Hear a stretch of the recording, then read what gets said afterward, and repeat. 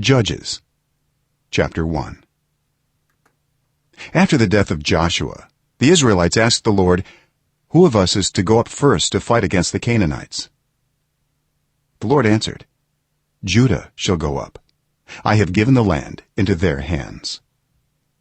The men of Judah then said to the Simeonites, their fellow Israelites, "Come up with us into the territory allotted to us to fight against the Canaanites.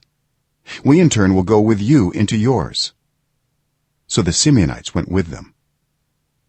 When Judah attacked, the Lord gave the Canaanites and Perizzites into their hands, and they struck down 10,000 men at Bezek.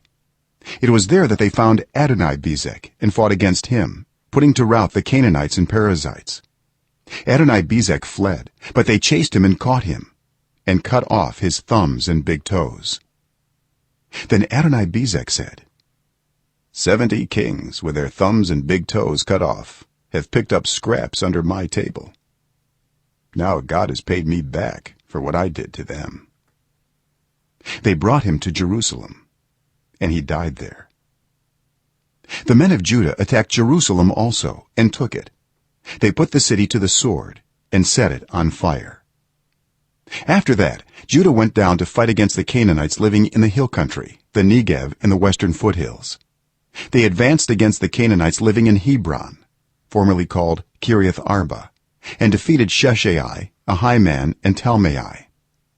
From there they advanced against the people living in Debir, formerly called Kiriath Sepher. And Caleb said, "I will give my daughter Aksah in marriage to the man who attacks and captures Kiriath Sepher."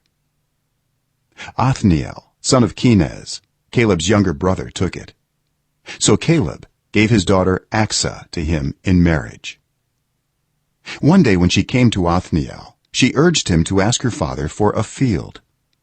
When she got off her donkey, Caleb asked her, "What can I do for you?" She replied, "Do me a special favor. Since you have given me land in the Negev, give me also springs of water." So Caleb gave her the upper and lower springs. The descendants of Moses' father-in-law, the Kenite, went up from the city of palms with the people of Judah to live among the inhabitants of the desert of Judah in the Negev near Arad.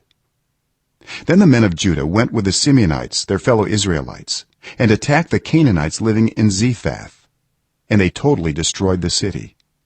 Therefore it was called Hormah. Judah also took Gaza, Ashkelon, and Ekron, each city with its territory. The Lord was with the men of Judah. They took possession of the hill country, but they were unable to drive the people from the plains, because they had chariots fitted with iron. As Moses had promised, Hebron was given to Caleb, who drove from it the 3 sons of Anak. The Benjamites, however, did not drive out the Jebusites who were living in Jerusalem. To this day the Jebusites live there with the Benjamites. Now the tribes of Joseph attacked Bethel, and the Lord was with them.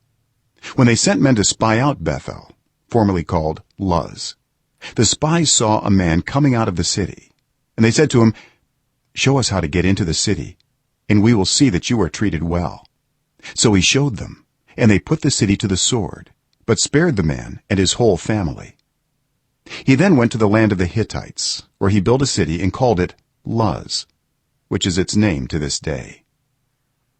But Manasseh did not drive out the people of Bethshan or Taanach or Dor or Ibleam or Megiddo and their surrounding settlements, for the Canaanites were determined to live in that land. When Israel became strong, they pressed the Canaanites into forced labor, but never drove them out completely. Nor did Ephraim drive out the Canaanites living in Gezer, but the Canaanites continued to live there among them. Neither did Zebulun drive out the Canaanites living in Kitron or Nahalal, so these Canaanites lived among them, but Zebulun did subject them to forced labor. Nor did Asher drive out those living in Akko or Sidon or Alab or Akzib or Helba or Aphek or Rehob. The Asherites lived among the Canaanite inhabitants of the land, because they did not drive them out.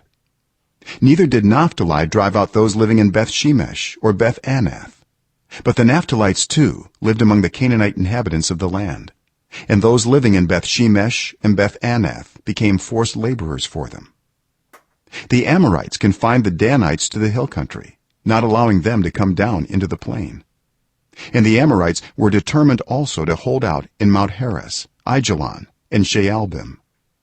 But when the power of the tribes of Joseph increased, they too were pressed into forced labor.